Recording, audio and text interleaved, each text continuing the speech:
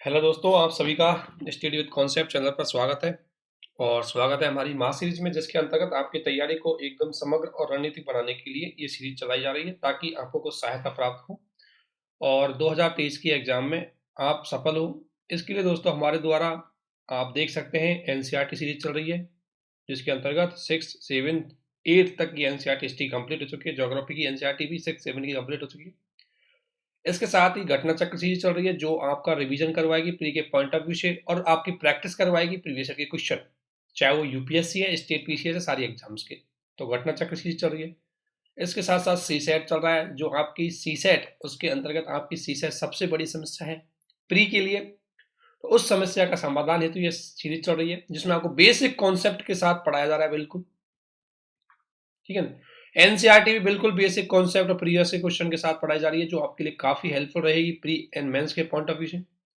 इसके साथ साथ हमारी बेसिक सब्जेक्ट चल रहे हैं, जिसमें आपकी पॉलिटी और इकोनॉमी चल रही है। और इकोनॉमी के अंतर्गत हम काफी पढ़ चुके हैं, ज्यादा नहीं है, हम जल्दी ही इकोनॉमी को कवर कर लेंगे। पॉलिटी के अंतर्गत मेन चीजें हो चुकी है, कुछ छोटे लेक्चर बचे हुए हैं, उनको हम जल्दी ही कवर करवा देंगे। इसके साथ साथ आंसर राइटिंग, जिसमें हम क्वेश्चन देते हैं, और आज हम शाम को कॉपी चेक करेंगे, लाइव कॉपी चेक करते हैं, जिसमें कुछ लोग जिनकी आंसर राइटिंग की कॉपी हमारे पास आती है, उनको चेक करते हैं, ताकि उनको पता लगे क्या कमी है और क्या सुधार उसमें कर सकते हैं। तो इतनी सारी चीजें इसमें चल रही है दोस्तों, इसलिए आप सभी से रिक्वेस्ट है कि आप अच्छे से इनको फॉलो करें और इनसे अच्छे से अनुसरण करें। तो इसमें हमारा आज इकोनॉमी की जो क्लास है, वो हम एग्रीकल्चर को पढ़ रहे थे। एग्रीकल्चर मेजर इंपॉर्टेंट पार्ट है एग्रीकल्चर इकोनॉमी के अंतर्गत, जिससे आपके प्री और मेंस के क्वेश्चन आते हैं। और इकोनॉमी के अंतर्गत हम देखेंगे, एग्रीकल्चर में आप देखेंगे आज एग्रीकल्चर क्रेडिट। दोस्तों आपको पता है कि अगर हम ऐतिहासिक काल से देखा जाए, तो कृषि में जो निवेश के लिए चाहिए पैसा, निवेश के लिए चाहिए था पैसा, क्योंकि कृषि में खर्चा आता है, लागत आती है, और लागत की भरीपूर्ति करनी है यदि, तो आपको पैसे चाहिए होते हैं। लेकिन अगर हमने देखा होगा, तो पहले पैसा अगर कोई किसान कहाँ से लेता, उधार लेता था। उधार किससे लेता? लोन के माध्यम से। किससे लेता था? मुख्य रूप से जैसे साहूकार, महाजन, इनसे उधार लेता था। ये क्या है, गांव के पावरफुल व्यक्ति होते थे, नॉर्मली सामान्य स्थिति में पावरफुल व्यक्ति होते थे, और ये मनमानी तरीके से किसानों से क्या लेते थे? ब्याज लेते थे। और कोई किसान यदि इनसे एक बार ब्याज लेते, तो उसको इस तरीके से ब्याज लेते थे कि वो कभी भी उस ब्याज फ्री हो ही नहीं सकता था, वो कभी लोन मुक्त हो ही नहीं सकता था। इसके कारण किसान के खेत, उसकी जरूरत की चीजें, सारी चीजें हैं, वो कहीं ना कहीं मजबूर होकर के उसको बेचनी पड़ती थी, यहाँ तक कि उसके पशु भी उसको बेचने पड़ते थे। तो किसानों की, भारत की गरीबी का सबसे बड़ा कारण ये बना कि जो किसान है, उनको कृषि में निवेश करने के लिए उधारी लेनी पड़ती थी, लोन लेना पड़ता था। और लोन लेना पड़ता था गांव के शक्तिशाली लोग, साहूकार, महाजनों से, जो जबरदस्ती तरीके से उनसे ब्याज ज्यादा लेते थे और जबरदस्ती तरीके से उनसे वसूलते थे। इसकी वजह से आपने देखा होगा बहुत सारे विद्रोह हुए, चाहे दक्कन विद्रोह देखा होगा आपने ब्रिटिश काल के दौरान, वो भी इसी दौरान हुआ था, इसी का कारण था। तो कृषि में यदि निवेश को बढ़ावा देना है, तो कृषि के लिए लोन की फैसिलिटीज होना बहुत जरूरी है, क्योंकि किसानों के पास इनकम के इतने ज्यादा स्रोत नहीं होते कि वो बिना किसी बाह्य फैसिलिटीज के, बाह्य सुविधा के अपना निवेश कर सके। इसलिए किसानों की स्थिति को देखते हुए हमारे यहाँ स्वतंत्रता के बाद कृषि के लिए अलग से साख व्यवस्था की, उनके लिए लोन फैसिलिटीज, फाइनेंशियल सपोर्ट की व्यवस्था करी, ताकि कृषि में निवेश किया जा सके। अब कृषि में साख, साख का मतलब कृषि में लोन की फैसिलिटी। तो कृषि में अगर साख की बात करें, तो तीन प्रकार, कई अवधियों के लिए, अलग अलग टाइम के लिए कृषि में लोन प्रोवाइड किया जाता है। जैसे अगर हम बेसिकली, अगर मैं बताऊंगा आपको, तो ऊपर देखते हैं इससे पहले, तो यहाँ अगर आप बेसिकली थोड़ा सा देख लेते हैं कि कृषि में वित्तीय सहायता, फाइनेंशियल सपोर्ट टू फार्मर क्यों जरूरी है। सबसे बड़ी बात क्वेश्चन ये आता है, क्यों जरूरी है फाइनेंशियल सपोर्ट, क्यों जरूरी है? तो पहला दोस्तों, कृषि निवेश के लिए, अगर कृषि में निवेश करना है तो उनको वित्तीय सहायता चाहिए, क्योंकि आपको पता है कृषि में निवेश के लिए यहाँ पर खाद खरीदना है उसको, अगर बीज खरीदना है, उसको उर्वरक खरीदना है, उसको रसायन खरीदना है, इसके लिए उसको क्या चाहिए? इसके लिए उसको निवेश हेतु रुपया चाहिए, पैसा चाहिए।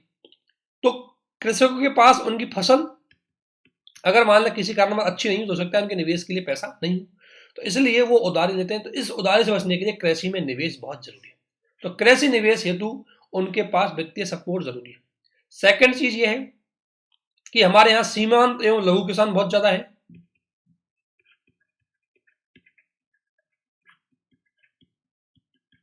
आप देख सकते हो लगभग 85% जो भारत के किसान है वो सीमांत एवं लघु किसान है, जिनके पास 2 हेक्टेयर से भी कम भूमि है। अब जिनके पास 2 हेक्टेयर से कम भूमि है तो ऑब्वियसली उनके द्वारा होने वाला उत्पादन सामान्यतः उनकी आय का नहीं बल्कि उनकी आजीविका तक ही सीमित रहता है, और जो आजीविका तक सीमित रहता है उनके पास फिर आय का स्रोत नहीं होता। तो ऐसी स्थिति में फिर पुनः खेती करने के लिए उनको पैसे की जरूरत होती है, तो इसलिए उनको चाहिए निवेश हेतु फाइनेंशियल सपोर्ट। तीसरा, भारतीय कृषि में लोन व्यवस्था है, लोन व्यवस्था परंपरागत तरीके से अगर हम देखा जाए तो गैर संस्थागत रही है। गैर संस्थागत मतलब ये महाजन और ये सूदखोरों से लिया जाता था, महाजन सूदखोर इनसे लिया जाता था। ये गैर संस्थागत, ये अनरेगुलेटेड थे, ये अपनी इच्छा से लोन देते थे। लोन में इंटरेस्ट चक्रवृद्धि ब्याज दे रहे, कई बार कंपाउंड इंटरेस्ट लगा रहे हैं, कई बार सिंपल इंटरेस्ट लगा रहे हैं, कई बार चुकाने के बावजूद भी हिसाब को सही नहीं कर रहे।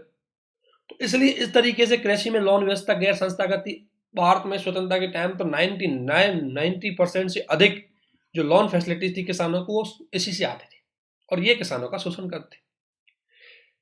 इसके अलावा कृषि में एक चीज और, कृषि में तकनीकी बढ़ावा देने, इसके लिए जरूरी है कि कृषि में क्या हो, किसानों को वित्तीय सहायता मिले, और एक वित्तीय सहायता ऐसे मिले कि किसानों की आय को दोगुना करने हेतु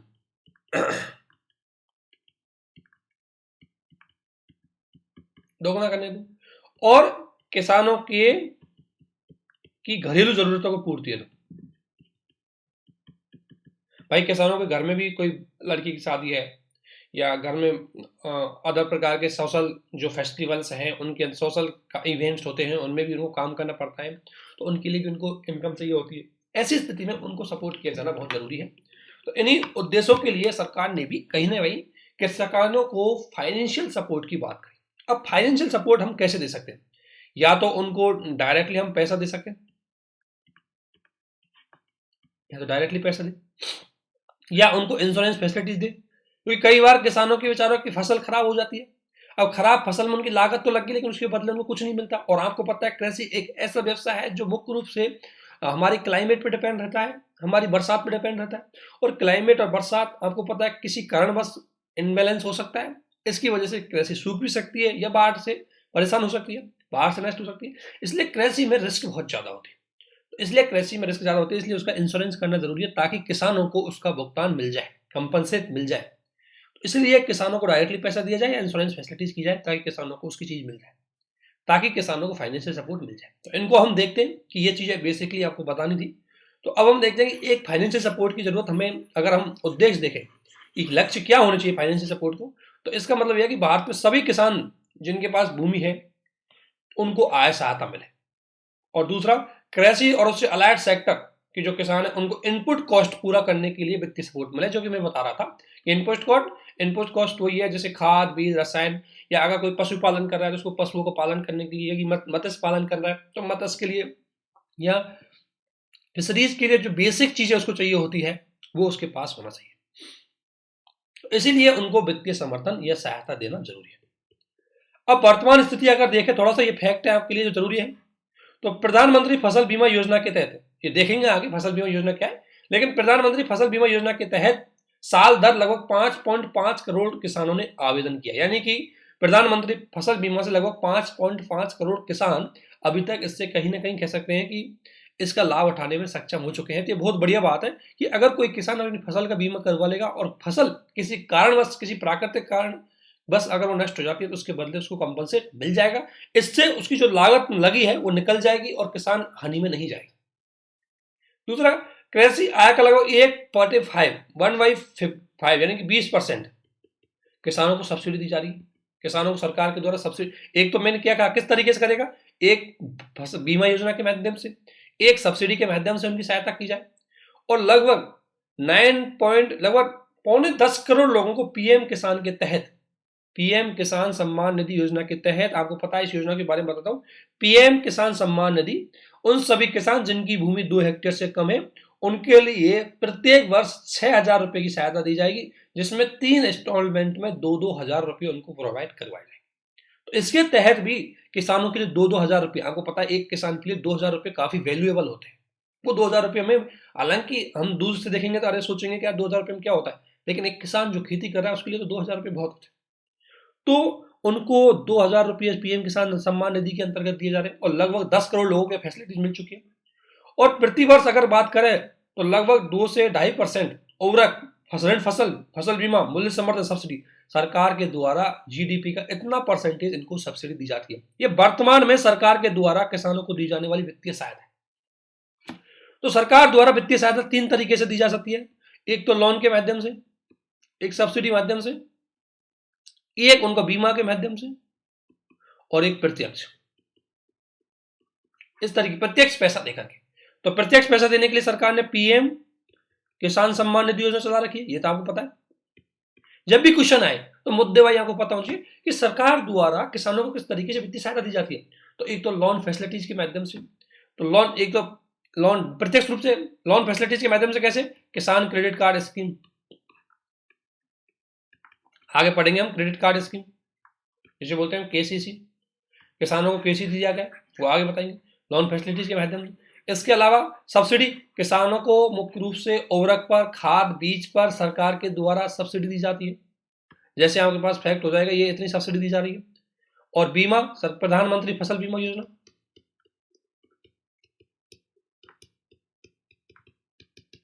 ये हो गया।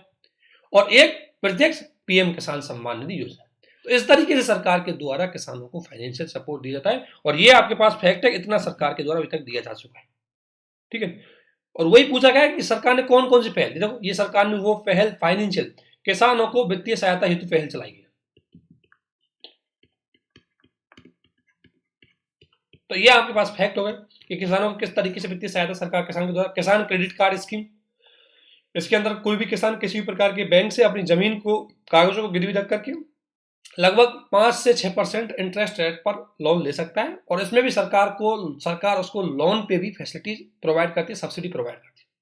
जैसे अगर 6% पे लिया उसने तो किसान को मुख्य रूप से 4% ब्याज देना पड़ेगा, 2% सरकार खुद दे देगी। इसके अलावा इसी में ब्याज अनुदान योजना यह है कि अगर कोई किसान टाइम टू टाइम किसी बैंक को पैसा जमा करवा देता है तो उसको 1% एक्स्ट्रा सब्सिडी दी जाएगी इंटरेस्ट पे। जैसे नॉर्मल किसानों को मान लें 4% पे मिलता है, 6% पे मिला, 2% सरकार ने सब्सिडी दे दी। ठीक है, और अगर कोई किसान रेगुलरली जमा करवा रहा है उसको 1% एक्स्ट्रा सब्सिडी और मिल जाएगी। तो उस किसान के पास कितना पड़ेगा, 3% ही पड़ेगा। वो कौन सी आपकी ब्याज अनुदान योजना। इसके अलावा पीएम किसान सम्मान निधि, मैंने आपको बता दिया, पीएम किसान सम्मान निधि के अंतर्गत वही 2-2 हजार रुपये दिए जाते हैं। इसके अलावा प्रधानमंत्री फसल बीमा योजना, ये हम आगे देखेंगे।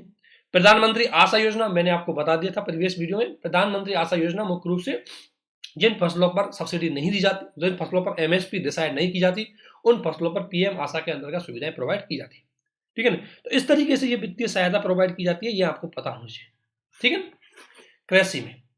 इसके अलावा अगर बात करें तो ये वित्तीय सहायता में अभी चुनौतियां क्या है, ये बाधाएं क्या है, ये एक नट सेल है, यानी ब्रीफ बता रहा हूं मैं कि अगर जब भी आपको कृषि में वित्तीय सहायता की बात आती है तो इन चीजों का आपको ध्यान में रखना जरूरी है। तो इसमें कौन कौन सी चुनौतियां हैं तो वो देखते हैं। देखो सबसे बड़ी बात है कि किसानों का डेटाबेस सरकार के पास अवेलेबल नहीं, कि किस किस को किसान का डेटा, कई लोगों का डेटा हमारे पास अवेलेबल नहीं है। ठीक है, ये एक सबसे बड़ी बात समस्या है कि जब डेटा ही नहीं होगा तो उनको कैसे वित्तीय सहायता दी जाएगी, किसको कितनी सहायता दी जानी चाहिए, कौन लाभार्थी है, कौन की क्या समस्या है, वो पता नहीं लग पाता। दूसरा, लाभार्थी किसानों की पहचान करने में कठिनाई है, क्योंकि डेटाबेस का अभाव है। तो उनके पास कौन हमारे जो टारगेटेड बेनिफिशियरी है, कौन हमारे नीडी बेनिफिशियरी है, उनकी पहचान करना जटिल है। सेकंड, सरकार के पास अपर्याप्त वित्तीय सहायता गुंजाइश उपलब्ध होने के कारण उसे किसान समर्थन और कृषि निवेश के बीच समझौता करना पड़ रहा है।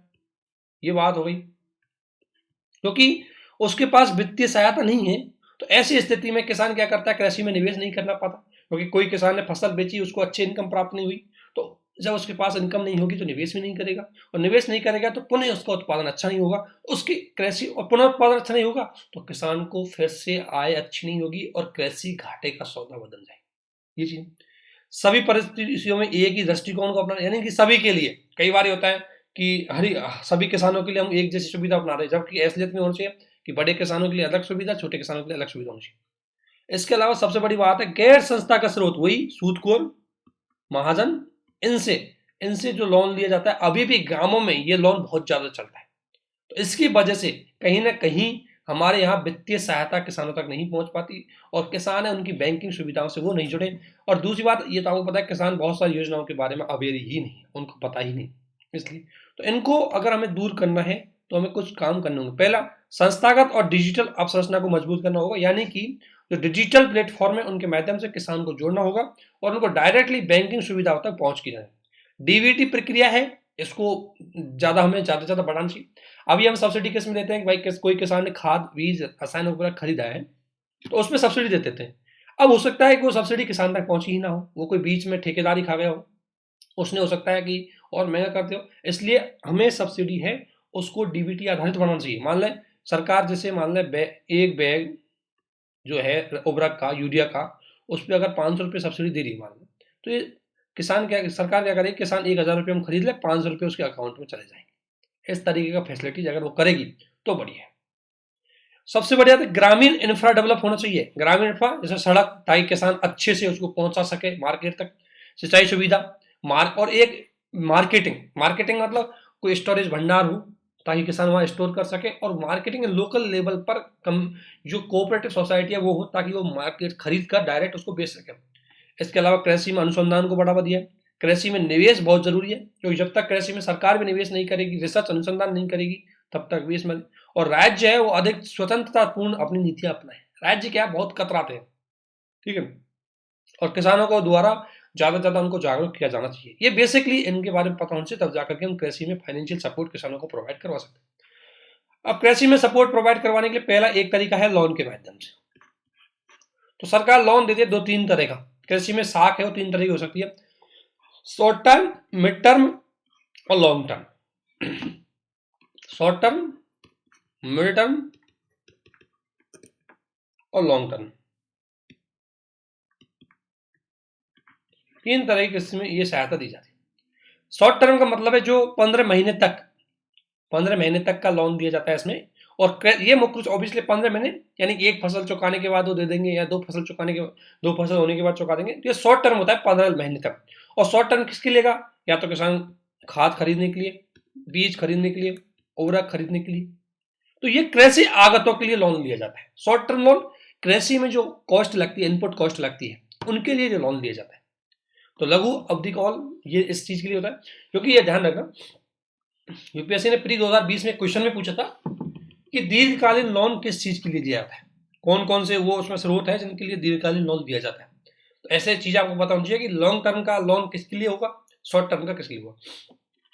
शॉर्ट टर्म का सबसे पहले 15 महीने के लिए होता है और ये कृषि आगतों पर होता है। लॉन्ग और मध्यम टर्म का ये 15 महीने से 5 वर्ष तक। तो हो सकता है ये किसके लिए हो, कोई किसान कुआं खुदवा रहा हो तो उसको चुकाने में 2-3 साल लग जाए। कोई जमीन है उसमें अच्छे से बंजर जमीन को उर्वरक जमीन बना रहा है तो उसमें भी उसको ट्रैक्टर, उर्वरक, बहुत सारी चीज़ों का यूज करना पड़ेगा उसमें भी।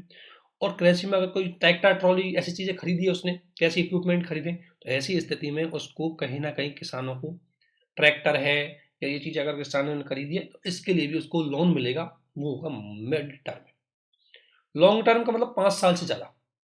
हाँ सर, जैसे उपजाऊ भूमि को, सॉरी, बंजर जमीन को उपजाऊ बनाने के लिए, और इसके अलावा बड़े निवेश जैसे कोई स्टोरेज भंडार बनाना है, ठीक है ना, या कोई स्टोरेज भंडार, एक स्टोरेज भंडार बनाने के लिए, या कोई बिल्डिंग बनानी है उसको, तो किसान को लॉन्ग टर्म का लोन लेना पड़ता है। तो लॉन्ग टर्म के लोन इस चीज के लिए आते हैं, ठीक है ना। और इस प्रकार से 3 तरीके से किसानों को लोन फैसिलिटीज प्रोवाइड करवाई जाती है। इसके बाद आती है किसान क्रेडिट कार्ड योजना। किसान क्रेडिट कार्ड योजना की बात करूं तो सरकार द्वारा 1998 में इसको प्रारंभ किया गया था, और नाबार्ड द्वारा तय किए गए प्रारूप के आधार पर इसको तैयार किया गया था। नाबार्ड जो कृषि और ग्रामीण विकास में सहायता देने वाला एक वित्तीय बैंक है, उसके द्वारा इस योजना को तैयार किया गया था। और ये कहा गया था कि वाणिज्यिक बैंक और जितने भी कोऑपरेटिव बैंक है उन सब में कृषि किसान क्रेडिट योजना चलेगी। और इसमें किसान सहित भू किराएदार को भी लाभान्वित किया जाएगा, यानी कि जो किसान है वो डायरेक्टली अपनी जमीन है उसको गिरवी रख करके, उसका मतलब कुछ डॉक्यूमेंट दे के, गिरवी नहीं, डॉक्यूमेंट दे करके लोन ले सकता है। और जो किसान जो रेंट के रूप में काम कर रहे हैं वो भी जो रेंट एग्रीमेंट होता है उसके आधार पर लोन ले सकते हैं। कृषि लागत का पूर्व उत्पादन, फसल उपरांत लागत और कृषि देखभाल लागत ये ऋण को देने का आधार हो सकता है कि भाई ऋण किस आधार पर दिया जाएगा। तो ऋण का मतलब जैसे मान लें किसी के पास 2 हेक्टेयर जमीन है तो उसको कितना लोन दिया जाए, तो ये देखा जाएगा कि भाई पहले इसका उत्पादन कितना हुआ था, उसके बाद उसकी लागत कितनी आई, कृषि में कितना खर्चा है, इसको जरूरत कितनी है, उतना इसको लोन दिया जाए। तो उस आधार पर उसको लोन दिया जाता था। इसमें उसको एक संपार्श्विक कोलेटरल रखने की आवश्यकता थी, और कोलेटरल मुख्य रूप से क्या रखते थे, वो अपनी जमीन के कागज ही रखते थे। भाई कुछ बैंक तो ऐसे नहीं देंगे, कुछ तो रखें ताकि बैंक विश्वास के नाम पे उनको दे। और इसमें एक सीमा तक छूट थी, यानी कि ब्याज की छूट थी, और एक सीमा तक आपको, एक लिमिट सीमा तक आपको कोलेटरल फ्री भी इसमें लोन मिलता था। ये योजना है किसान क्रेडिट कार्ड योजना। इसी को आगे देने के लिए 2006-07 में ब्याज सहायता योजना आई थी। ब्याज सहायता योजना 2006-07 में की गई थी। इसमें यह था कि सामान्य तौर पर लघु समय अवधि के लिए इसको लागू किया गया था कि शॉर्ट टर्म जो लोन है उन पे ये फैसिलिटीज प्रोवाइड होगी। Facilities on short term loan, short term जो लोन है उन पे फैसिलिटीज प्रोवाइड होगी। इसके अंतर्गत किसानों पर पड़ने वाले ब्याज 2% ब्याज स्वयं सरकार करेगी, ध्यान रखना। और इसके साथ ही ऋण वापसी को प्रोत्साहन करने के लिए सरकार द्वारा ऋण वापसी करने वाले किसानों को 1% की, यानी कि इसमें इसके अंतर्गत कहा कि अगर कोई किसान जिसको केसीसी में मान लो 6% पे इंटरेस्ट रेट मिल रही है, 6% से बैंक लोन दे रहा है, तो सरकार क्या करेगी, उसमें 2% खुद वहन करेगी। 2% हम देंगे, 4% किसान देंगे, ठीक है। दूसरा, अगर कोई किसान ऋण टाइम टू टाइम कर रहा है तो उसको इनकरेज करने के लिए ये बोला जाएगा कि अगर कोई रेगुलरली ऋण जमा करवा रहा है तो उसको 1% इंटरेस्ट सरकार और दे देगी। इस आधार पर उस व्यक्ति को, जो किसान रेगुलरली जमा करवाएगा, उसको 3% इंटरेस्ट पे क्या मिल जाएगा, लोन मिल जाएगा। इसलिए फैसिलिटी सरकार के द्वारा दी गई ताकि जो किसानों को लोन मिलना था उस पर जो इंटरेस्ट देना पड़ता था वो महंगा ना पड़े। एक तो इंटरेस्ट पे सब्सिडी दी जाती थी, ठीक है, और उसको आसान लोन की पहुंच सुनिश्चित करने के लिए किसान क्रेडिट योजना चलाई गई थी। तो किसान क्रेडिट योजना और ब्याज अनुदान योजना दोनों एक दूसरे से जुड़ी हुई योजना है। एक तो माध्यम से सरकार ने इनको कृषि में विकास देने एक सब तरीका अपनाया था, कृषि में लोन की फैसिलिटी। दूसरा, इनको वित्तीय सहायता देने के लिए अपनाया गया था कृषि बीमा। देखो अब तक आपने सुना होगा हेल्थ बीमा, लाइफ बीमा, ये सारी चीजें चलती है। लाइफ जीवन बीमा, हेल्थ इंश्योरेंस बीमा, व्हीकल बीमा, जनरल इंश्योरेंस बीमा, बहुत सारे इंश्योरेंस फैसिलिटीज है वो चल रही है। लेकिन अगर मैं बात करूं फसल बीमा योजना, लेकिन कृषि आपको पता है एक सबसे रिस्की व्यवसाय है। कृषि आपको पता है भारतीय कृषि मानसून पर निर्भर है, और मानसून के कारण कृषि कभी नष्ट हो जाती है, और किसानों का बहुत सारी, क्योंकि एक किसान जो पूरी अपनी आय के लिए, अपनी आजीविका के लिए उस फसल पर निर्भर रहता है, और अचानक किसी प्राकृतिक कारण से फसल नष्ट हो जाती है तो किसान के पास कोई विकल्प नहीं बचता। इसलिए उसको इस रिस्क से बचाने हेतु फसलों का बीमा, इंश्योरेंस फैसिलिटीज प्रोवाइड करवाई गई। इसलिए पीएम फसल बीमा योजना है वो किसान की सरकार के द्वारा चलाई गई थी। इसको 2015 के समथिंग चलाया गया था, ये हम देखेंगे। किसानों को प्राकृतिक आपदाओं के विरुद्ध फसल का नुकसान की भरपाई करने के लिए इस योजना की शुरुआत की गई थी, जिसकी प्रीमियम बहुत कम रखी थी।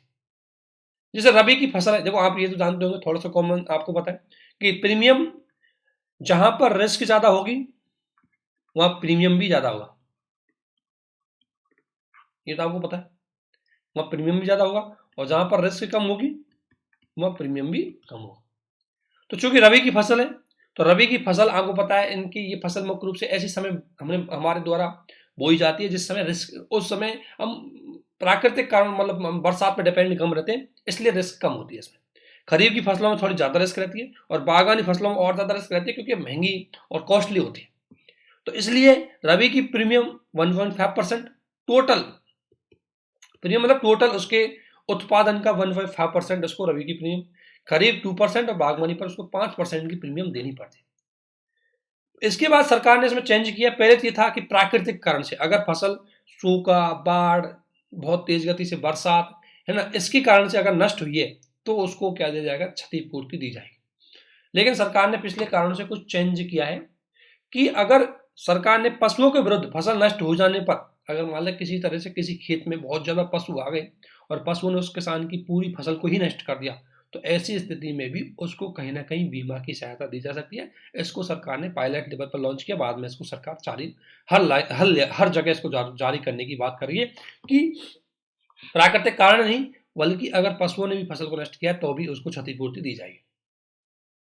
ठीक है।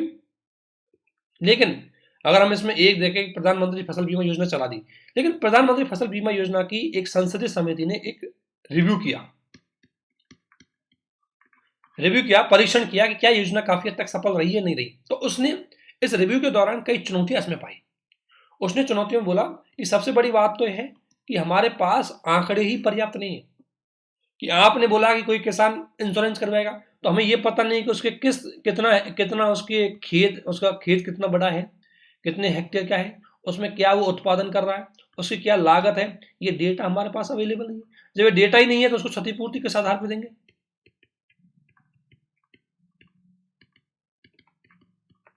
ये एक समस्या। दूसरा, कुछ राज्य सरकार है बीमा, क्योंकि इसमें यह था कि प्रीमियम है, जो कुछ प्रीमियम में यह है कि केंद्रीय प्रायोजित योजना थी, जिसमें सेंट्रल गवर्नमेंट सपोर्ट करेगी, स्टेट गवर्नमेंट सपोर्ट करेगी, कंपनी भी सपोर्ट करेगी। तो इसमें क्या है कि कई राज्य हैं वो सपोर्ट नहीं कर रहे, वो अपनी प्रीमियम का हिस्सा नहीं दे रहे, और जिसकी वजह से केंद्र सरकार पे अतिरिक्त दबाव आ रहा है। जब राज्य नहीं दे रहे तो उसकी क्षतिपूर्ति करने के लिए सेंट्रल गवर्नमेंट को देना पड़ रहा है। और दूसरा, फसल क्षति आकलन उचित तकनीक से नहीं होता। क्या काम में कि ये पड़ोसी का खेत है, ये ज्यादा समझदार है, और ये दूसरे पड़ोसी का है। अब जो ज्यादा पढ़ा लिखा समझदार है, जिसको योजना के बारे में है, तो वो क्या करेगा, पड़ोसी की फसल खराब हुई है इसी का डेटा लेकर के चला जाएगा और वहीं जाकर के उसको डेटा को सरकार को दिखा देगा और उसकी क्षतिपूर्ति ले लेगा, जबकि खुद की फसल नहीं खराब हुई, किसी और की फसल खराब हुई थी। तो इसमें क्या है कि क्षतिपूर्ति का आंकड़ा नहीं होता। कई बार इसमें बहुत फेक डेटा आते हैं, बहुत झूठे डेटा आते हैं, हम कह सकते हैं इनकरेक्ट डेटा आते हैं। तो इसलिए फसल क्षतिपूर्ति का आकलन ढंग से नहीं होता। क्षति आकलन में करप्शन है, क्योंकि जैसे मान लो कि हम ये आगे भी लिखी हुई है, आगे भी इसको देख रहे हैं कैसे होता है, इसमें कमी क्या रह जाती है। क्षति आकलन में करप्शन कैसे, आपको पता है कि अगर कोई गांव में फसल नष्ट हो गई, अब इसका आकलन तो कोई करेगा। आकलन कौन करेगा? पटवारी, सेक्रेटरी गांव के होते हैं, जो वो करते हैं, ये सरपंच करता है। और ये लोग क्या करते हैं कि किसी की नष्ट हो या नहीं हो, जो इनका जानकार है उसकी तो ये फसल बता देंगे नष्ट, उसको तो मिल जाएगा क्षतिपूर्ति ज्यादा, और बेचारा जो दूसरा होगा जिसको मिलना चाहिए उसकी ये नहीं बताएंगे, उनसे पैसे मांगेंगे। बहुत सारा करप्शन चीजें इसमें मिल जाती है। इसकी वजह से भी ये योजना सफल नहीं हो पाई। और इसमें शामिल जो कंपनियां हैं वो प्रीमियम बहुत हाई रखती है, क्योंकि आपको पता है दोस्तों, कंपनियां हैं, इंश्योरेंस कंपनियां मार्केट के आधार पर चलती है, और मार्केट ये कहता है कि जहां रिस्क ज्यादा होती है वह प्रीमियम ज्यादा होना चाहिए। लेकिन चूंकि कृषि में हाई प्रीमियम पर किसान इसको एक्सेप्ट नहीं करेंगे, तो सरकार ने बोला है भाई इसकी प्रीमियम कम रखी जाए। तो ये एक दिक्कत है, और वही बात इसमें बताई गई है।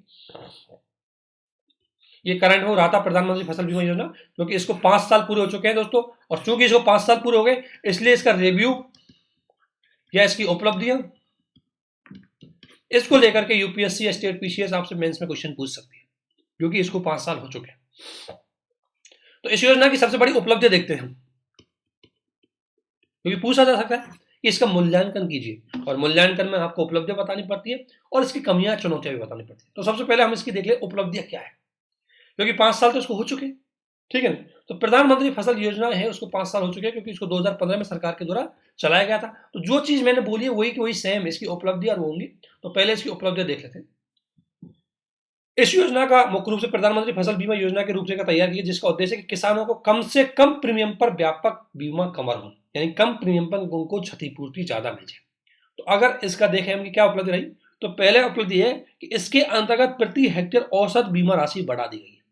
पहले यह था कि प्रत्येक हेक्टेयर, जो पहले की इंश्योरेंस जितनी भी स्कीम चल रही थी कृषि को लेकर के, उसमें प्रति हेक्टेयर पर नुकसान होने पर 15,100 रुपये दिए जाते थे। अब वो बढ़ा करके 40,700 रुपये कर दिए गए। तो अच्छी बात है कि पहले उनको केवल 15 ही मिलते थे, अब 40 मिलेंगे। दूसरी बात, इस योजना के अंतर्गत किसानों की ओर से प्रतिवर्ष 5.5 करोड़ रुपए से 5.5 करोड़ से ज्यादा आवेदन प्राप्त होते हैं और उनका निराकरण किया जाता है। यानी कि लगभग हर साल 5.5 करोड़ किसान इससे जुड़ जाते हैं, इसका फायदा उठाते हैं, क्योंकि हर साल इंश्योरेंस करना पड़ता है। जनवरी 2021 में लगभग 90,000 करोड़ रुपए क्लेम सेटलमेंट किया गया था। 90,000 करोड़ रुपए। अब आप समझ सकते हैं कि 90,000 करोड़ रुपए किसानों को उनकी फसल नष्ट होने के बदले इंश्योरेंस में क्लेम के रूप में मिले। तो ये इसका सक्सेसफुल अचीवमेंट है। दूसरा, सबसे बड़ी बात है कि अगर उनके क्लेम है वो डायरेक्ट किसानों के खाते में जाते हैं, किसी बिचौलिया के पास नहीं। अगर किसी चल मान लें मेरी फसल नष्ट हुई, मैं एप्लीकेशन दायर करूंगा, भाई मेरी फसल नष्ट हो चुकी है, मुझे क्लेम दिया जाए। क्लेम के बाद थोड़ा सा आपका कुछ जो नॉर्मल प्रोसीजर होता है उसको फॉलो किया जाता है और लगता है कि हाँ सच में आपकी फसल नष्ट हुई है, तो आपको क्लेम आपके अकाउंट में तुरंत आ जाएगा। इसलिए एक बड़ी सफलता है। और दूसरी बात, कोविड-19 के दौरान लगभग 70 लाख किसानों ने इसका लाभ उठाया। कोविड-19 के दौरान लगभग 70 लाख किसानों ने लाभ उठाया और उनको 8-8.5 करोड़ के समथिंग उनको क्लेम सेटलमेंट हुए थे। फरवरी 2022 में योजना में सुधार किया गया था, नए चेंज किए गए थे। एक चेंज ये था कि पहले ये था कि हर किसान के लिए कंपलसरी है क्या, इंश्योरेंस करवाना। तो जो किसान मान लो सरकारी मंडी में अपना अनाज बेचता था, या जो किसान सरकार से लोन लेता था, तो उसके लोन में से ही जल्दी मजबूरी में प्रीमियम काट ली जाती थी। जैसे मैं हूं, अगर मान लो मेरी इच्छा है कि मैं इंश्योरेंस नहीं लेना चाहता, लेकिन सरकार पहले यह कंपलसरी था कि लेनी पड़ेगी, इसलिए कई किसान सिखा पाते भाई, जैसे पंजाब, हरियाणा, यहाँ के किसान हैं, तो इनको थोड़ी कृषि में रिस्क कम रहती है, क्योंकि ये इनको सिंचाई की सुविधा मुख्य रूप से नदियों से मिल जाती है, तो इनको सिंचाई की जरूरत नहीं पड़ती, और चूंकि सिंचाई की जरूरत नहीं पड़ती इसलिए सामान्यतः है फसल नष्ट नहीं होती। वहीं दूसरी ओर अगर बात करें पश्चिमी राजस्थान या मुख्य रूप से इधर बिहार का जो क्षेत्र है, या कर्नाटक वाले क्षेत्र है, या छत्तीसगढ़ के क्षेत्र है, ये बरसात पर डिपेंड है, तो यहाँ पर कृषि में रिस्क ज्यादा रहती है, तो ये किसान क्या करेंगे, ज्यादा लोन लेंगे, ज्यादा फसल का इंश्योरेंस करवाएंगे। तो ये था पहले कि हर किसान को लेना जरूरी है, तो पंजाब हरियाणा के किसानों ने बोला भाई हमें जरूरत नहीं है, हम नहीं लेंगे, इसलिए ये सुविधा बंद कर दी जाए। तो कई किसानों ने इसका विरोध किया, और उसके बाद सरकार ने इसमें चेंज कर दिया। सरकार ने बोला कि भाई चलो कोई बना, सब मतलब जिसको जरूरत है वो इच्छा से इसको ले सकता है। तो सरकार ने इसमें चेंज किया गया था कि इसको ऐच्छिक बना दिया। और दूसरी बात, राज्यों को भी एक सुविधा प्रोवाइड करवा दी, तुम अपनी फ्लेक्सिबिलिटी के आधार पर इसकी प्रीमियम डिसाइड कर सकते हो। तो इससे मुख्य रूप से ये 2-4 चेंज करके इसको और ज्यादा सफल बनाने की बात की गई है। तो ये इसकी उपलब्धि में आप लिख सकते हो, ये फैक्ट आपके पास होना चाहिए, प्री के लिए बहुत ज्यादा, प्री और मेंस के लिए बहुत ज्यादा इंपॉर्टेंट, तब ये क्वेश्चन आ सकता है, क्योंकि इसको 5 साल पूरे हो चुके हैं। और समस्याएं तो मैंने बताई दी कि राज्य सरकारों के पास विवेकाधीन शक्तियां हैं, ऐसा कोई स्पष्ट व्यवस्था नहीं है जिससे राज्य सरकार इसमें किस लोगों को चयन करे, किस आधार पर चयन करे, वो अपने हिसाब से लोगों को चयन करती है। किसानों की आमदनी की सुरक्षा कोई वो नहीं है, अभी तक इसमें कोई फिक्स रेट डिसाइड नहीं की गई। फसल नुकसान का आकलन अच्छे से नहीं हो रहा, किसानों को जागरूकता की कमी, अभी तक एक सर्वे में बताया कि 37% किसानों को ही इसकी जानकारी है। मतलब आप अनुमान कर सकते हैं जानकारी कितनी कमी, 37%, और 37% वो किसान है जो बड़े किसान की श्रेणी में आते होंगे, और इन किसानों को जानकारी है, यही फायदा उठाते होंगे, जिनको जरूरत है वो उसका फायदा नहीं उठाते होंगे। ठीक है, सभी समस्या का एक उपाय है कि किसानों को समान समझा जाए, एक ही बीमा प्रदान किया जाए उनके क्षेत्र में। इसमें सबसे बड़ी समस्या यह है कि हर किसान के लिए एक जैसा इंश्योरेंस, एक जैसी प्रीमियम। भाई बड़े किसान के लिए अलग हो सकता है, उत्तर भारत के किसान के लिए अलग, दक्षिण भारत के लिए किसान के अलग, दक्षिण भारत के किसानों की जरूरत अलग है, उनके वहाँ रिस्क अलग है, तो इसके लिए अलग अलग तरह की इंश्योरेंस स्कीम होनी चाहिए थी, लेकिन हमने एक ही तरह की चालू कर रखी है, ये इसमें समस्या है। तो अभी आपने इसकी उपलब्धियां ये चीजें देखी, ठीक है ना। इसके अलावा आपसे पूछा जाए कि अगर भारत में इंश्योरेंस की जरूरत क्यों, भारत में कृषि बीमा की जरूरत क्यों, तो वो उसका कारण मैं बता देता हूं। एक तो यह कि भारत में अभी भी लगभग 86% जो किसान है वो लघु एवं सीमांत किसान है, और इनके पास लगभग 47% भूमि है, और कम भूमि होने के कारण इनकी आय इतनी नहीं है कि यह परिवार का उचित भरण पोषण कर सके। इसलिए अगर फसल नष्ट हो जाती है तो इनको क्षतिपूर्ति की जरूरत पड़ती है, इसलिए हमें किसानों को जरूरत किसकी है, इंश्योरेंस की जरूरत है। दूसरा, 70% कृषि उत्पाद भारत में मानसून पे, और मानसून पे होने की वजह से रिस्क ज्यादा रहती है, और रिस्क ज्यादा रहती है तो ऐसी स्थिति में अपनी आजीविका चलाना कठिन हो जाता है। जिस साल मान ले मानसून नहीं आया, किसानों की फसल नष्ट होगी, तो किसान किससे अपना आजीविका चलाएंगे, इसलिए हमें जरूरी है कि उनका इंश्योरेंस किया जाए। और दूसरी बात, किसानों को ऋण सुविधा भी नहीं मिल पाती, इसलिए बार बार फसल नष्ट हो जाती है, तो किसानों को कोई मान लो इस बार फसल की नष्ट हो गई, अब किसानों के पास कोई आय का स्रोत नहीं है, तो ऐसी स्थिति में वो कैसे अगली फसल बोएंगे, इसलिए उनकी आय को, उनको वित्तीय सपोर्ट प्रदान करने के लिए ये बीमा फसल योजना बहुत ही जरूरी है। जो फसल बीमा योजना है बहुत जरूरी है। तो अभी आपने देखा होगा फसल बीमा योजना क्या है, इसकी क्या चुनौतियां हैं, क्या उपलब्धियां हैं, और क्या ये चीजें हैं। तो इस तरह क्या चीजें इनको इस तरीके से आप इसको कवर कर सकते हो, तो ये टॉपिक आपको कवर हो जाएगा फसल बीमा योजना। ये हमने पढ़ लिया था मार्केटिंग का। मार्केटिंग में हमने पढ़ा था ये ई नेम को पढ़ लेते हैं थोड़ा सा। मार्केटिंग वाला हमने पहले पढ़ लिया, लेकिन फिर पढ़ लेते हैं। ई नेम एक पोर्टल है जिसके अंतर्गत, ये मैंने बता दिया आपको, ये कैसा पोर्टल है, वही आपका जैसे अमेजन के तरह पोर्टल होता है, मतलब एक पोर्टल होता है जिसमें आप रजिस्टर करवा सकते हैं, किसान रजिस्टर करवा सकते हैं, और इसके माध्यम से एग्रीकल्चर मार्केटिंग कंपनी हमने पढ़ लिया, 2003 के एक्ट के अंतर्गत शुरू की गई थी। ये उद्देश्य थे इनके, जो हमने बता दिया आपको पहले, है ना। इसकी कमियां वो पहले बता दी, ऊपर हमने पढ़ा था मार्केटिंग वाला, उसमें हमने बता दिया सब। अब आती एक लॉन वेब।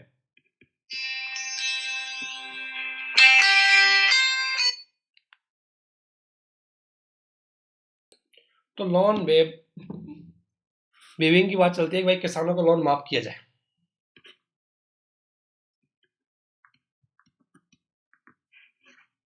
तो लोन का किसान ऋण माफी के बहुत बड़ा मुद्दा रहता है हमारे सामने। कई बार इसकी हो सकता है स्टेट विशेष में क्वेश्चन पूछ सकता है कि क्या इसको करना चाहिए, नहीं करना चाहिए, क्या चीज है। तो इसको देखते हैं। पिछले कुछ साल से देख रहा हूँ कि कई, जैसे महाराष्ट्र सरकार ने पिछली बार लोन माफ किया था, उससे पहले यूपी सरकार ने लोन माफ किया था। तो बहुत ज्यादा लोन माफ की बात चलती है। ये पॉलिटिकल जो इलेक्शन की बात होती है तो उसके लोक लुभावनी पॉलिसी के अंतर्गत इसको शामिल किया जाता है कि चुनाव के लिए इस प्रकार की घोषणा करते हैं। तो इसके सबसे पहले देखते हैं, इसका मूल्यांकन करते हैं हम कि ये क्या है। तो मूल्यांकन में सबसे पहले इसका नकारात्मक प्रभाव की बात करें।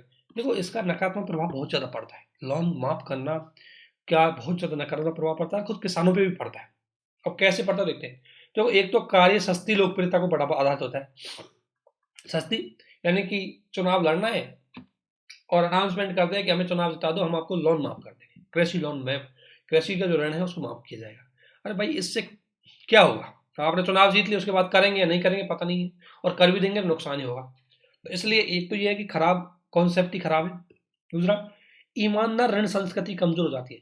जब आप बार बार किसी का लोन माफ करेंगे तो जो बेचारे टाइम टू टाइम लोन चुका देते हैं ना, वो सोचेंगे हम क्यों जमा कराएं, क्या पता सरकार लोन माफ कर दे।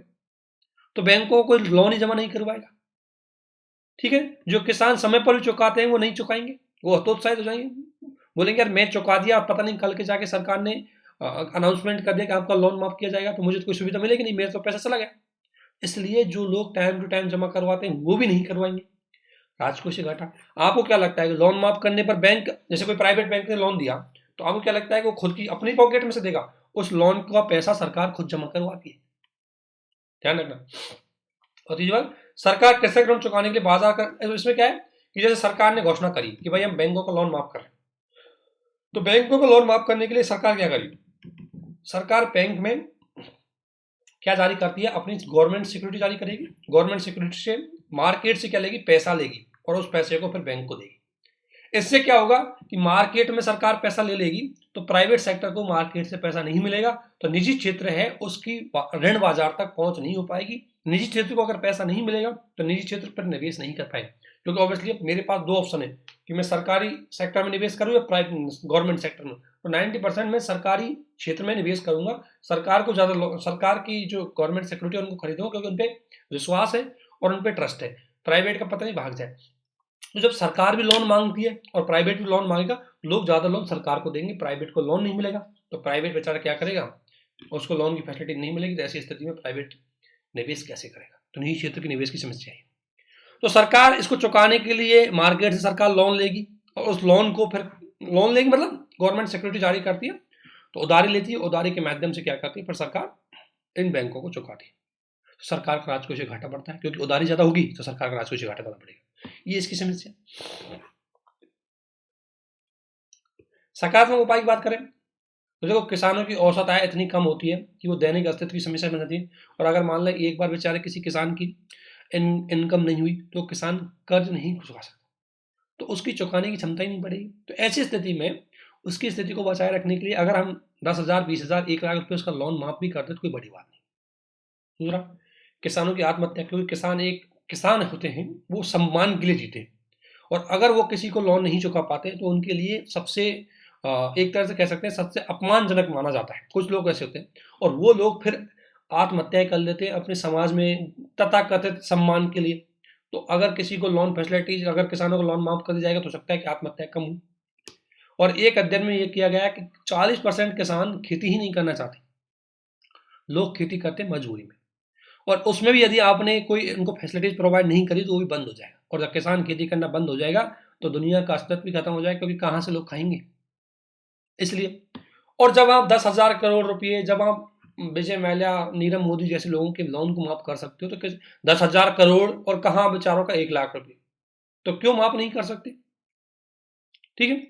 और दूसरी बात, चूंकि किसानों की क्रय शक्ति घटती है, अगर किसानों का लोन है तो उनके पास इनकम नहीं, और इनकम नहीं है तो डिमांड खड़ी नहीं करेंगे, और डिमांड नहीं खड़ी करेंगे तो ग्रामीण क्षेत्रों में बाजार की मांग ही नहीं होगी, तो उत्पादन क्या काम का? तो इसलिए उद्योगों पर भी बुरा असर पड़ेगा।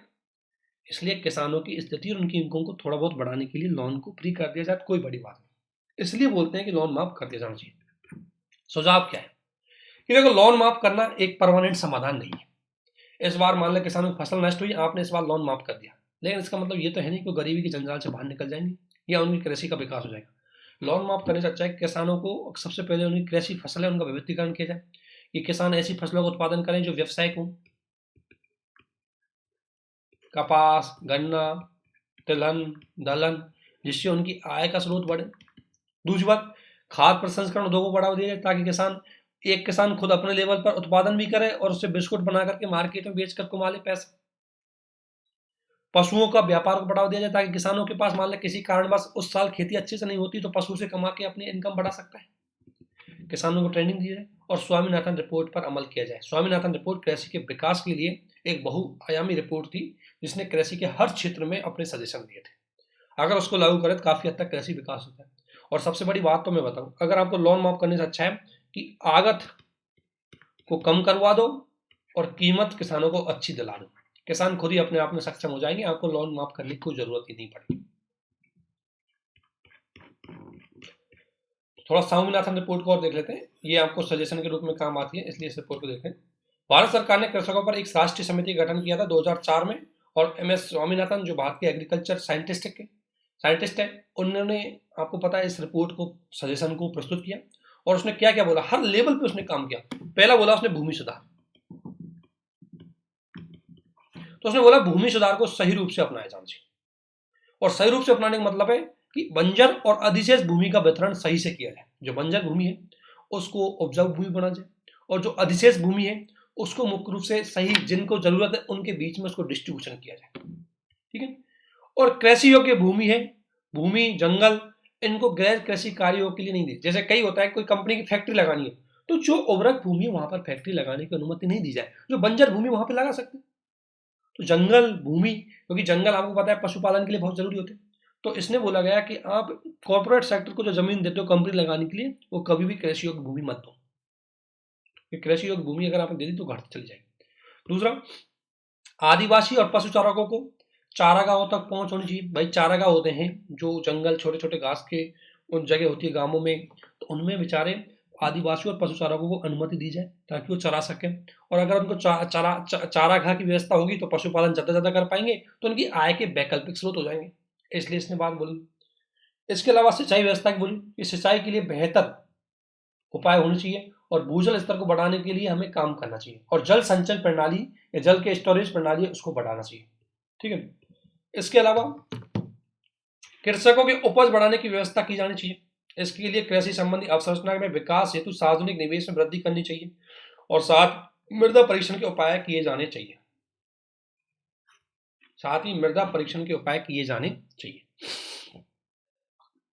तो कृषकों के उपज बढ़ाने की व्यवस्था की जानी चाहिए, और इसके लिए कृषि संबंधी अवसंरचना का विकास हेतु सार्वजनिक निवेश किया जाना चाहिए। सबसे बड़ी बात है कृषि में अवसंरचना, जैसे विपणन सेंटर बनाने हैं, APMC बनानी है, स्टोरेज भंडार बनाने हैं, या परिवहन की सुविधाएं, ये जितना जरूरत है इनको ज्यादा ज्यादा निवेश करके इंफ्रा को डेवलप करो ताकि किसान इसमें स्टोरेज कर सके।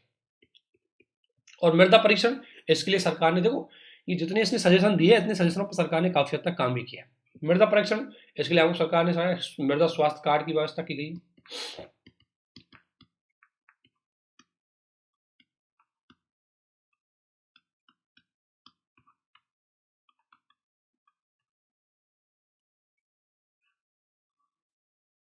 ठीक है, तो ये चीज हो चुकी है। दूसरा, सबसे बड़ी बात यह है कि देखो हम आपने सब कुछ अच्छा कर लिया, इनपुट लेवल पर ये काम कर दिया। इन्होंने बोला कि आउटपुट लेवल पर, जहां मार्केटिंग होती है वहां पर भी इसने सजेशन दिए क्या बोला कि बाजार की जोखिमों को कम करने के लिए मार्केट रिस्क स्टेबलाइजेशन फंड बना जाए, एक फंड बनाया जाए जो बाजार के जोखिम को कम करे। जैसे मान लें किसी साल किसानों ने उत्पादन ज्यादा कर दिया, कीमत कम है, तो सरकार खुद उसको खरीद करके उस किसानों को कीमत प्रोवाइड करवा सकती है। ठीक है, तो मार्केट रिस्क कि मार्केट में जो असंतुलन बना रहता है उसको बैलेंस करने के लिए इस प्रकार का एक फंड सरकार को बनाना चाहिए। दूसरा, कई बार मौसम से फसल नष्ट हो जाती है तो इसके लिए एग्रीकल्चर रिस्क फंड बनना चाहिए, जिसके अंतर्गत उसको फसल बीमा योजना, इंश्योरेंस योजना में भी उसको सहायता दे सके, या कई बार मौसम से संबंधित कोई घटना हो गई क्षतिपूर्ति के लिए सहायता दे सके, इस प्रकार का भी फंड होना चाहिए। और सभी राज्य स्तरों के लिए एक कृषि आयोग हो जो किसानों की देखरेख करे, किसानों की नीतियों को फॉलो करे। तो एक एग्रीकल्चर, हम बोल सकते हैं फार्मर कमीशन का गठन किया जाना चाहिए, इसकी भी सजेशन इसने दिए थे। और बैंकों द्वारा किसानों को जो लोन माफी दिया जाता है वो 4% से ज्यादा इंटरेस्ट रेट पे नहीं होना चाहिए। इस आधार पर इन्होंने कृषि को बोला कि समस्या को समाधान हम कर सकते हैं, लेकिन सबसे बड़ी बात है कृषि को अगर सुधार करना है तो हमें अवसंरचना पे ज्यादा फोकस करना होगा। और इसलिए सरकार द्वारा इसको केंद्र राज्यों में आपसी सहयोग के लिए जीएसटी परिषद भी बनाई गई, जहां कृषि एक महत्वपूर्ण मुद्दा के रूप में रखा गया था। इस तरीके से कृषि कहीं ना कहीं हमारे लिए उसको विकास करने के लिए हर लेवल पर अगर हमें कृषि का विकास करना है तो उसके लिए हमने काफी हद तक काम कर रहे हैं और काफी प्रयास भी किए जा रहे हैं और उन पर काम करने की और जरूरत है। तो ये आपके थे कृषि में साख सुविधा, कृषि में वित्तीय सहायता और कृषि में इंश्योरेंस सुविधा, और एम एस स्वामीनाथन की रिपोर्ट और लोन माफ करने की चीजें। सब आपके टॉपिक ये कंप्लीट हो चुके हैं। अगला है कृषि में तकनीक। ये एक क्वेश्चन आता है कई बार, कृषि में हम तकनीकी कैसे यूज कर सकते हैं, तो उसका क्वेश्चन है ये, उसको देख लेते हैं। तो कृषि में तकनीक की यदि मैं बात करूं, आपको पता है कृषि में तकनीक अगर हम करेंगे उपयोग तो कृषि में कई लेवल पर तकनीक प्रयोग होती है, हर लेवल पर कृषि में तकनीक यूज हो सकती है। चाहे मैं बात करूं तो लागत लेवल पर भी हो सकती है, इनपुट कॉस्ट पे, इनपुट लेवल पर, जिसमें हम अगर बात करें रासायनिक उर्वरक के लेवल पर काम कर सकते हैं, खाद, बीज, सिंचाई सुविधा, इन सभी लेवल पर, या इसके अलावा स्टोरेज भंडारों में, फूड प्रोसेसिंग में,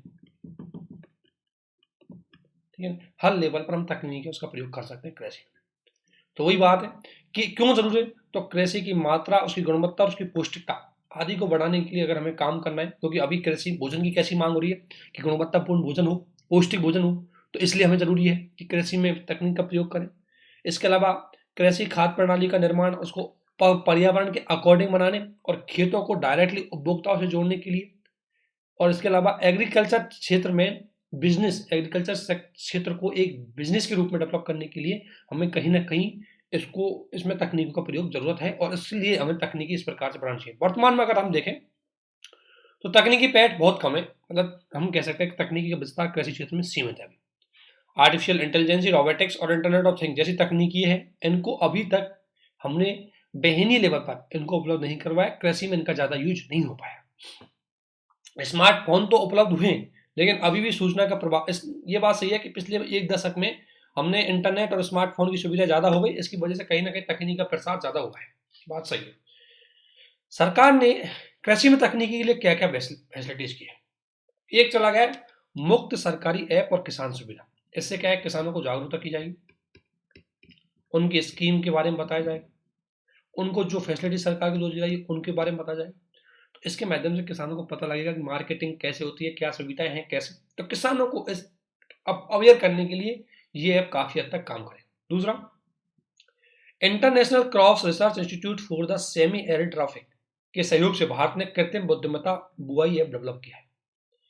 एक बुआई ऐप डेवलप किया है, बुआई ऐप के माध्यम से बताया जाएगा, आर्टिफिशियल इंटेलिजेंस पर आधारित है कि फसल में किस तरीके से बुआई करनी है, क्या बीज का कितना यूज करना है, उर्वरक का कितना यूज कर रहा है, तो इस तरीके से सही में इन चीज़ों का यूज किया जाएगा तो इसमें काफ़ी हद तक सहयोग होगा।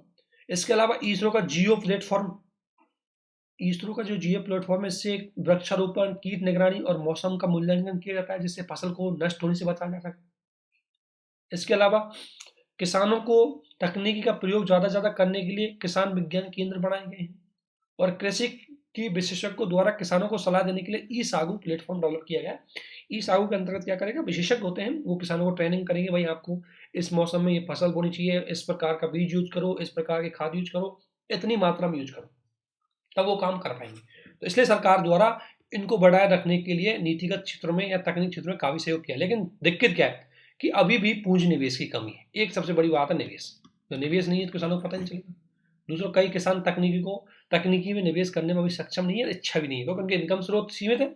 और ध्यान रखना, तकनीकी में निवेश करने के जो रिजल्ट है वो थोड़ा लॉन्ग टाइम आते हैं, तो कोई भी नहीं, अब कोई लंबे टाइम तक तो इंतजार करता नहीं है, क्योंकि कृषि में तो आपको पता है कि तुरंत इनकम चाहिए। दूसरा, हमारे यहाँ रिसर्च एंड डेवलपमेंट में कम निवेश है। जब आप आर्टिफिशियल इंटेलिजेंसी, जब आप ड्रोन, ऐसी तकनीकों में ज़्यादा निवेश नहीं कर पाओगे तो ये ज़्यादा मार्केट आप लोग किसानों के लिए उपलब्ध नहीं करा पाओगे। और सबसे बड़ी बात है कि भारत में श्रम ही इतना ज़्यादा है कि तकनीक की जरूरत क्या पड़े, इसलिए भारत में थोड़ी चुनौती है तकनीकी का प्रयोग करने की।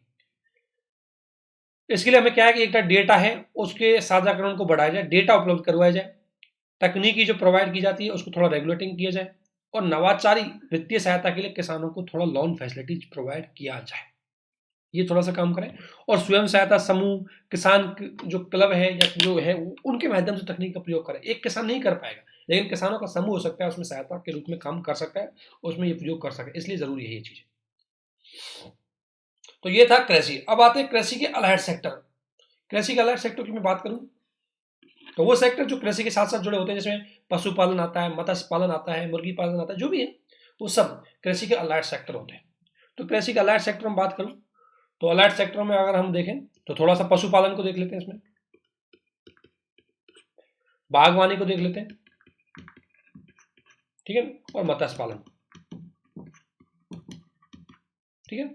इन चीजों के लिए हम कृषि अलाइड सेक्टर की बात करेंगे, क्योंकि किसानों की इनकम को दोगुना करना जरूरी नहीं कि हम कृषि को ही बढ़ावा दें, उसके अलाइड सेक्टर को भी बढ़ावा दें ताकि किसानों की इनकम दोगुनी हो जाए। तो एक है सबसे तरीका ये कि सबसे बड़ी बात यह है कि स्थायी तरीके से पशुपालन उत्पादन दोनों को बढ़ाने के लिए, पशुपालन में प्रोडक्टिविटी बढ़ाने के लिए, पर्यावरण की रक्षा करना, पशुओं की जैव विविधता को बनाए रखने के लिए, जैव सुरक्षा के लिए किसानों की आजीविका, ये हमारा लक्ष्य है कि अलाइड सेक्टर में अगर हमें कृषि का अलाइड सेक्टर, कृषि के अलाइड सेक्टर है उनमें अगर अच्छे से विकास करना है तो क्या करना चाहिए। तो पहली बात तरीके है कि पशुपालन करो तो उसके लिए हमारा पर्यावरण सुरक्षित होना चाहिए, उसके लिए जैव विविधता सुरक्षित होनी चाहिए, और किसानों की आजीविका जैव विविधता पर बहुत ज्यादा डिपेंड करती है। बागवानी उत्पादन में वृद्धि हो, किसानों की आय में वृद्धि हो, उनकी पोषण सुरक्षा बढ़े, और इन सबका समग्र विकास करने के लिए इंद्रधनुष क्रांति की शुरुआत की गई थी, जो कि कृषि से अलाइड सेक्टरों का विकास कर सके। तो वर्तमान में कृषि के अलाइड सेक्टर में अगर हम बात करें तो कृषि के अलाइड सेक्टरों का भारतीय कृषि में क्या योगदान है, तो योगदान देखो इनका थोड़ा वर्तमान स्थिति देख सकते हैं कि पशुपालन क्षेत्र में पिछले 5 वर्षों से वृद्धि रही है।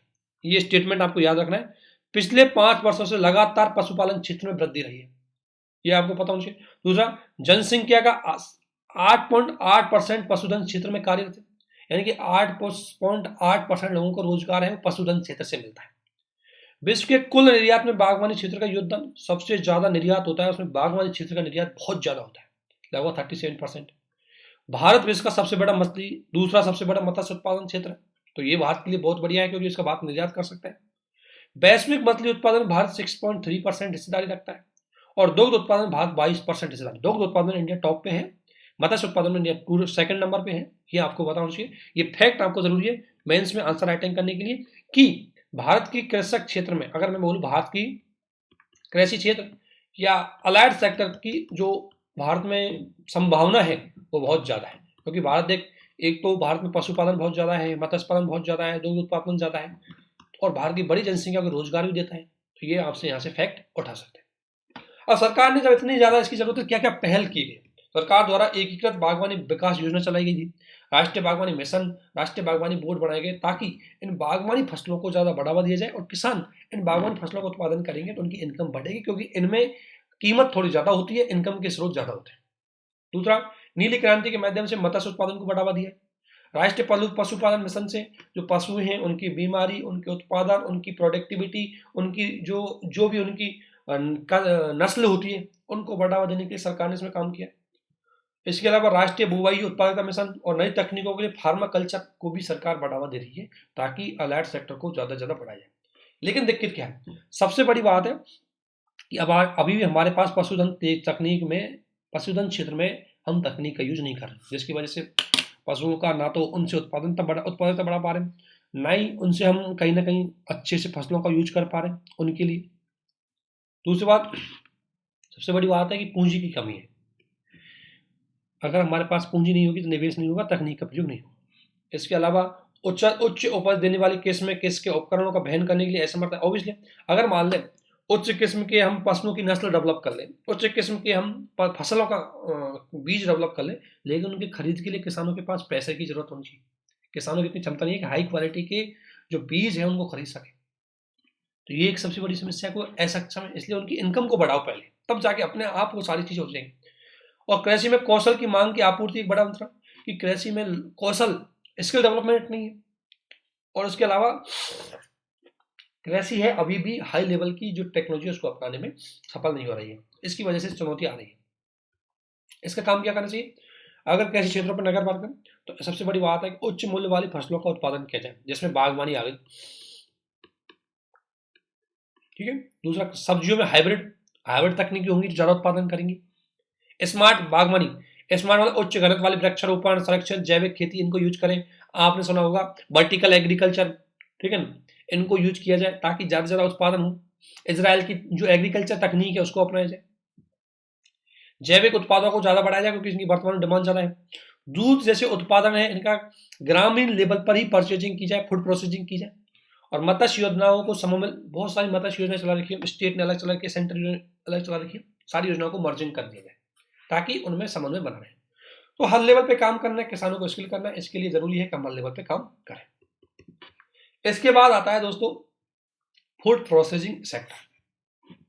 ये थोड़ा एक बढ़िया टॉपिक है और इसको हम थोड़ा ब्रीफ में देख लेते हैं कि मतलब क्या है, इसको खत्म करते हैं फिर। देखो भारत में अगर मैं बात करूं तो फूड प्रोसेसिंग सेक्टर का मतलब क्या है? फूड प्रोसेसिंग का मतलब है कि कृषि के उत्पादों को जो कच्चा माल के रूप में प्रयोग करके उनमें तकनीकी एवं मशीनीकरण के माध्यम से तकनीकी मशीनीकरण का प्रयोग करके उनका मूल्य, उनकी गुणवत्ता तथा उनकी क्षमता बढ़ा दी जाए, उसे बोलते हैं हम फूड प्रोसेसिंग सेक्टर। तो फूड प्रोसेसिंग सेक्टर क्या करता है? कृषि से होने वाले उत्पाद, जैसे आपका गेहूं कृषि का उत्पाद है, उसको प्रोसेसिंग करके बिस्कुट बनाए, तो बिस्कुट का वैल्यू भी बढ़ गई और बिस्कुट है उसकी आपको पता है गुणवत्ता भी बढ़ गई। इस तरीके से फूड प्रोसेसिंग सेक्टर न केवल कृषि के लिए एक इनकम के स्रोत में काम करेगा बल्कि एक नए विनिर्माण क्षेत्र के रूप में भी काम करेगा। तो सबसे पहले इसलिए फूड प्रोसेसिंग। लेकिन अगर हमसे पूछा जाए कि भारत में फूड प्रोसेसिंग इंडस्ट्री की संभावना क्या है, क्या भारत में इसका बढ़ावा हो सकता है? संभावना है। तो भारत अपोजिट संभावना क्या है? देखो भारत संभावना है कि एक तो कृषि उत्पादन, भारत में कृषि उत्पादन बहुत ज्यादा होता है। लगभग मैं बात करूं 392 मिलियन टन था 2020-21 22 में। इतना ज्यादा कृषि उत्पादन होता है तो इसको आप कच्चे माल के रूप में यूज कर सकते हैं, ये एक बड़ी संभावना है। सेकंड, भारत में अगर संभावना हम देखें तो भारत मत्स्य उत्पादन, दुग्ध उत्पादन, बागवानी, इनमें दुनिया में टॉप पे आता है। हो सकता है मत्स्य में दूसरे स्थान पर आता है, दुग्ध में पहले स्थान पर आता है। तो हमारे पास कच्चा माल, दुग्ध के प्रोडक्ट, अब दुग्ध है, मिल्क के कई बाई आप प्रोडक्ट प्रोसेसिंग करें, कई प्रोडक्ट बना सकते हो उससे, दूध, दही, छाछ, मतलब कई चीजें प्रोडक्ट कर सकते हैं, कई स्वीट बना सकते हैं, कई फास्ट फूड बना सकते हैं। ये भारत के लिए बड़ी अवसर की बात है, भारत में इसकी संभावना हो रही है। इसके अलावा भारत में सस्ता श्रम भी है, इसलिए भारत में फूड प्रोसेसिंग इंडस्ट्री लगाना बहुत आसान है। लेबर आसानी से मिल जाएगा, आसानी से आप उसमें कंपनी लगा सकते हो, इसलिए भारत में बहुत ज्यादा संभावना है कि फूड इंडस्ट्री को बढ़ावा दिया जाए। ठीक है, तो कच्चे माल की जरूरत भी पूरी है, उसमें काम करने वाले लोगों की जरूरत भी पूरी है, तो फिर हमारे यहाँ फूड प्रोसेसिंग इंडस्ट्री है वो बड़ी मात्रा में डेवलप हो सकती है। ठीक है, तो अब इसको यही इसी को देख रहे हैं कि फूड प्रोसेसिंग इंडस्ट्री, इसी का क्वेश्चन पूछ गया है यूपीएससी ने कि भारत में फूड प्रोसेसिंग इंडस्ट्री है, उसका क्या रोल है, किस तरीके से काम करती है और क्या इसका भारतीय जीडीपी पे हुआ है। तो अगर हम बात करें तो अर्थव्यवस्था कृषि में खाद्य प्रसंस्करण उद्योग को एक क्या किया जाए, एकीकृत किया जाए। ये देखो ये फसलें हैं, इनकी ऑब्वियसली खाद्य प्रसंस्करण क्षमता है उसको बढ़ाया जाए। भारत मैन्युफैक्चरिंग सेक्टर में हब बन सकता है, इसलिए खाद्य प्रसंस्करण उद्योग पे हमें काम करना है। वर्तमान लेवल पर अगर काम करें हम तो 5 वर्षों में खाद्य प्रसंस्करण उद्योग में 10% वृद्धि रही है। खाद्य प्रसंस्करण उद्योग का 9% क्षेत्र में योगदान रहा है। खाद्य प्रसंस्करण उद्योग भारत में निर्यात में 10.7% भूमिका, यानी कि खाद्य प्रसंस्करण उद्योग हमारे लिए महत्वपूर्ण कैसे है?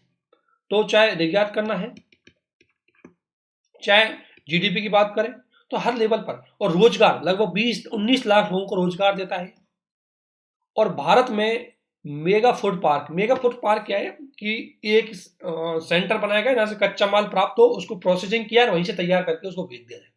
तो मेगा फूड पार्क मुख्य रूप से मैन्युफैक्चरिंग इंडस्ट्रीज होती है, मैन्युफैक्चरिंग हब होते हैं जो फूड प्रोसेसिंग के रूप में काम करते हैं। तो भारत में 22 मेगा फूड पार्क अभी भी एक्टिव है जो इस लेवल में काम कर रहे हैं। तो वर्तमान में भारत ने किस तरीके से, अगर आपसे पूछा जाए कि क्या क्या है, तो जीडीपी में योगदान इसका 9% है, मैन्युफैक्चरिंग सेक्टर में ग्रोथ दर इसकी 10% रही है, निर्यात में इसका 10% क्षेत्र में योगदान है, और रोजगार लगभग 19 लाख लोगों को ये रोजगार भी देता है। अब इसके लिए सरकार की योजना क्या क्या है?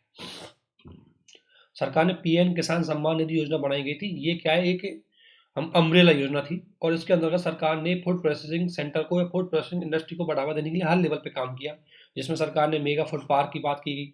आपको पता है अब आप फूड प्रोसेसिंग के रूप में काम करेंगे तो आपके पास कोल्ड स्टोरेज भी होना चाहिए, इसकी बात की गई थी। कृषि प्रसंस्करण क्लस्टर की बात की गई थी, खाद की संरक्षण और गुणवत्ता के लिए अवसंरचना है इसका विकास किया करने की बात की गई, इसमें निवेश की बात की गई।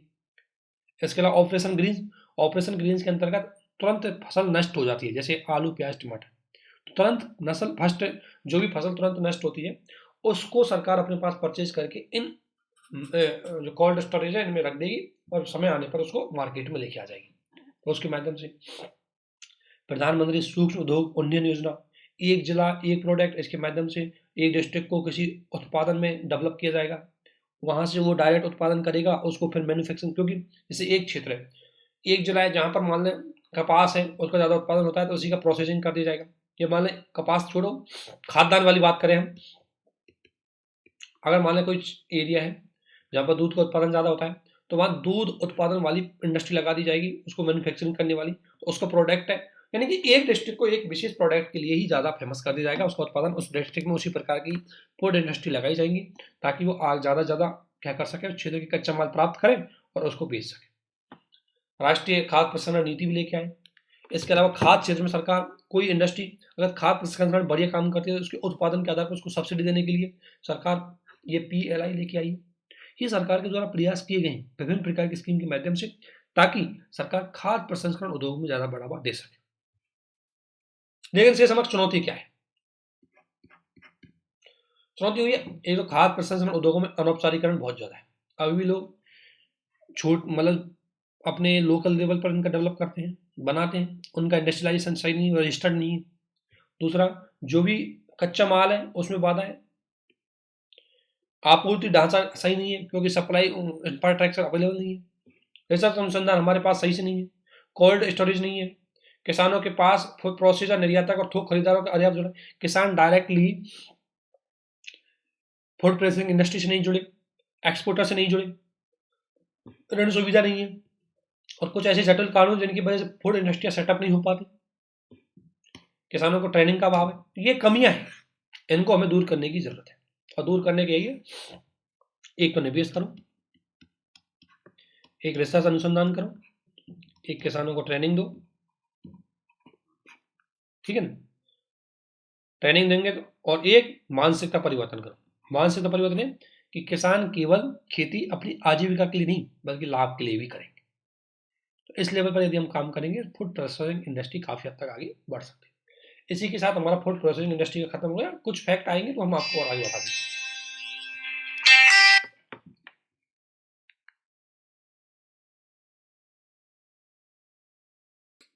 तो इस आधार पे एग्रीकल्चर वाला पार्ट हो गया हमारा। आगे हम इंडस्ट्री वाले सेक्टर पे आएंगे और ये हमारे लिए काफ़ी इंपॉर्टेंट रहेगा और इसमें हम बहुत अच्छे से एक एक चीज़ को देखेंगे, कुछ ब्रीफ इन्फॉर्मेशन देंगे। फूड प्रोसेसिंग इंडस्ट्री का क्वेश्चन यूपीएससी पूछ सकती है, इसलिए ये फैक्ट आपको पता होना चाहिए।